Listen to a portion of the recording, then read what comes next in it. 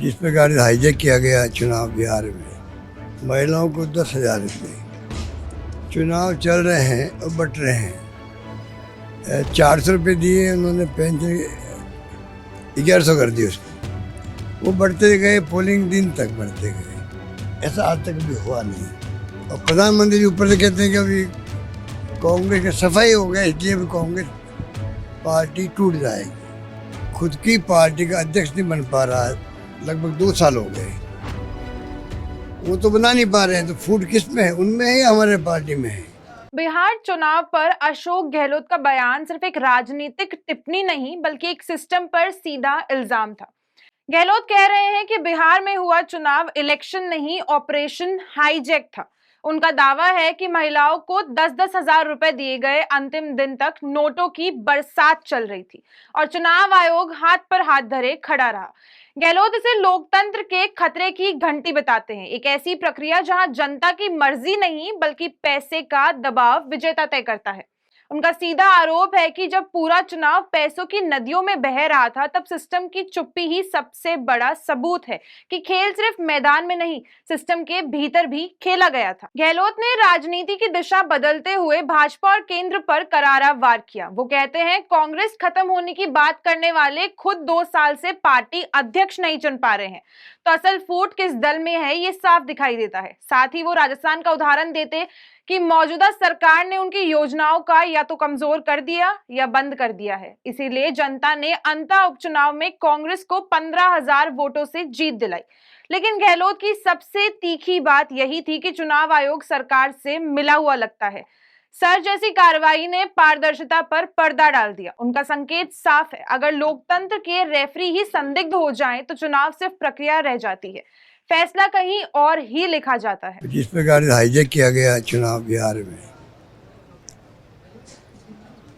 महिलाओं को 10,000 रुपये, चुनाव चल रहे हैं और बट रहे हैं। 400 रुपये दिए उन्होंने, पेंशन 1100 कर दी उसको। वो बढ़ते गए, पोलिंग दिन तक बढ़ते गए, ऐसा आज तक भी हुआ नहीं। राजस्थान में हमारे यहाँ पे स्कीमें थी 2 साल पहले की, 2022 की थी स्कीम मोबाइल बांटने की, इमीडिएटली बंद हो गई चुनाव शुरू होते ही। पेंशन बट रही थी, वो बंद हो गई। अन्नपूर्णा योजना बंद हो गई, सब कुछ बंद हो गया। वहाँ इलेक्शन कमीशन देखता रहा, कोई रोका ही नहीं उन्होंने। कई कारण होंगे, पर उसमें एक कारण ये भी मुख्य रूप से है, एक महिला बिहार जैसे प्रदेश के अंदर 10,000 रुपये का मतलब खाली एक महिला का वोट नहीं है, पूरे परिवार के वोटों का असर पड़ा वहाँ पर। इस प्रकार की हरकतें हुई वहाँ पर। और प्रधानमंत्री जी ऊपर से कहते हैं कि अभी कांग्रेस का सफाई हो गया, इसलिए अभी कांग्रेस पार्टी टूट जाएगी। कांग्रेस पार्टी तो सोनिया जी हो, चाहे खड़गे साहब हो, या राहुल गांधी हो, उनके नेतृत्व में पूरी तरह एकजुट है। और जो चुनौतियाँ पेश की गई देश के सामने एनडीए गवर्नमेंट द्वारा, ध्रुवीकरण भी कर दिया है, जो एजेंसियों का दुरुपयोग कर रहे हैं, दबाव में ले लिया जुडिशरी को या इलेक्शन कमीशन को भी, इन सब का मुकाबला करने में हम लोग सक्षम हैं। चाहे सीनियर हो चाहे जूनियर हो, सब लोग मिलकर के मुकाबला करेंगे, पार्टी एकजुट रहेगी। हाँ, मोदी जी का बयान जो बकवास है, उनका खुद की पार्टी का अध्यक्ष नहीं बन पा रहा है, लगभग 2 साल हो गए।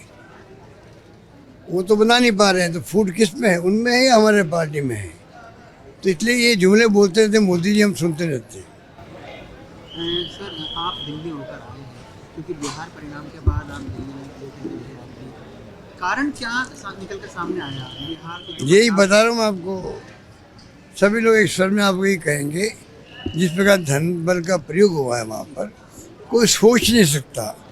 अब जो पैसा बट रहा है वहाँ पर कैश के अंदर भी, नई नई कहानियाँ सामने आ रही है। ये महिलाओं का तो एक पॉइंट हुआ है जो उनके खाते में गए पैसे। बाकी जिस प्रकार से वहाँ कई योजनाएं चल रही थी, उन तमाम योजनाओं के माध्यम से जो पैसा बिखेरा गया है, वो चौंकाने वाले आंकड़े हैं।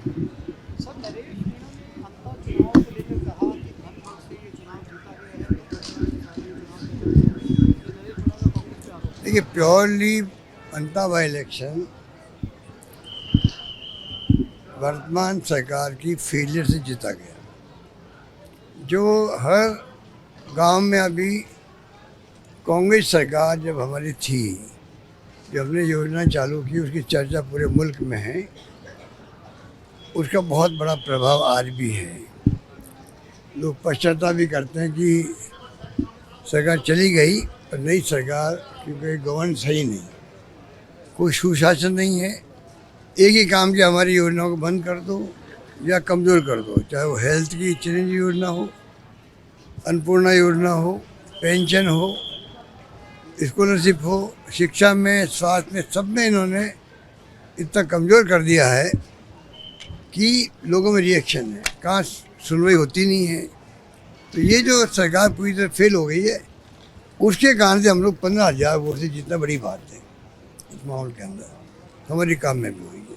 सर, जोजरी नदी को लेकर के सुप्रीम कोर्ट ने स्वतः संज्ञान लिया, सरकार को फटकार भी लगाई है और कहा है कि अधिकारियों पर कार्रवाई करनी चाहिए जोजरी नदी को लेकर। तो भी क्या फैसला आया सुप्रीम कोर्ट का, वो देख के एग्जामिन करते हम भी, फिर दबाव देंगे सरकार पर किस प्रकार से जनहित के अंदर फैसले करें। नए मुख्य सचिव नियुक्त हुए, लगता है मैंने कल ही कहा, मेरे ख्याल से पहले वाले मुख्य सचिव थे वो राजस्थान में रहे थे करीब करीब, उनका अनुभव ज़्यादा था, अधिकारियों के साथ में इंटरेक्शन ज़्यादा था, तो वो सीएमओ को भी एडवाइस भी करते थे, उनको असिस्ट भी करते थे और काम कर रहे थे। नए वाले बहुत ही अच्छे इंसान हैं, जानता हूँ इनको मैं, पर ये 15-20 साल से बाहर हैं, तो इनका एक लिंक नहीं है अधिकारियों के साथ में, वो तारतम्य नहीं है। तो ये जो भूमिका वो अदा करते थे मिस्टर पंत, वो शायद भूमिका अदा नहीं कर पाए, क्योंकि जब ऐसी स्थिति होती है तो सीएमओ के अंदर जो एक उनकी भूमिका थी, वैसी भूमिका निभाने में मैं समझता हूँ इनकी वो भूमिका रहेगी भी नहीं मेरे ख्याल से। प्रिंसिपल सेक्रेटरी, सीएम, जो सीएमओ में है अधिकारी है, उनको ज़्यादा जिम्मेदारी लेनी पड़ेगी। अब कैसे ले पाते हैं वो समय बताएगा कि अनुभव के अभाव में, पिछली बारी चीफ सेक्रेटरी के अनुभव के अभाव में ये क्या कर पाएंगे, ये वक्त बताएगा। यात्रा रोक दी गई है, राहुल कसवा की जो किसान यात्रा थी, ट्रैक्टर यात्रा थी, उसको रोक दिया गया है। वो जयपुर आ रही थी ट्रैक्टर यात्रा को, उसको पुलिस ने रोका है। मैं मुझे पता नहीं है जानकारी में क्या कमेंट करूं, पर कोई काम जो लोकतंत्र तरीके से हो रहे हों उसमें सरकार को हस्तक्षेप नहीं करना चाहिए। सरकार को जो धरना हो रहे हैं, प्रदर्शन हो रहे हैं, यात्रा निकलती है, विपक्ष वाले निकालेंगे, उनकी मांग क्या है गहरे में जाना चाहिए, सरकार को हल करने का प्रयास करना चाहिए, रोकने की बजाय।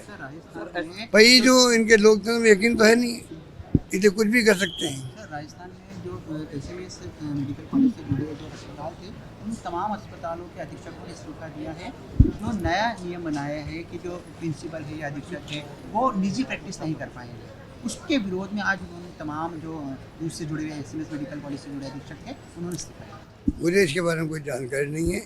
मैं इतना ही कह सकता हूँ कि सरकार की प्रायोरिटी जो हेल्थ होना चाहिए, क्योंकि बीमारी हर घर में आ सकती है और बहुत कॉस्टली इलाज होता है। तो हमारी स्कीम का इतना फ़ायदा मिला गरीब को, गांव को, सभी वर्गों को, क्योंकि हमारी स्कीम हिंदुस्तान में लोग समझ नहीं रहे हैं, एकमात्र स्कीम है राजस्थान की जो पूरे प्रदेशवासियों के लिए है।